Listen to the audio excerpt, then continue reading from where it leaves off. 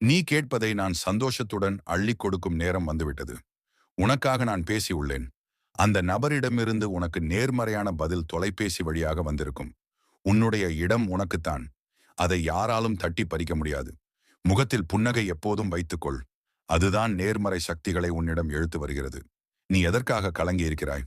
அப்படி எதுவும் நடந்துவிடவில்லை. நீ கேட்டதை தான் செய்து கொண்டு வருகிறேன். என் பிள்ளையை நினைத்து நான் பெருமைப்படுகிறேன். உன் வாழ்க்கையை நீ விரும்ப கிரகங்களினால் தோன்றும் தீமைகளை விலக்கி நன்மைகளை செய்யும் கிரக ஞானம் என் அப்பன் ஈசனுக்கே உண்டு. ஈசனை நம்பினோர் வாழ்வில் என்றென்றும் கைவிடப்படார். உன் மனவேதனைகள் அனைத்தும் மிக விரைவில் உன் மனதை விட்டு மறைந்து சென்றுவிடும். நீ நினைக்கும் அனைத்தும் நிறைவேறும்.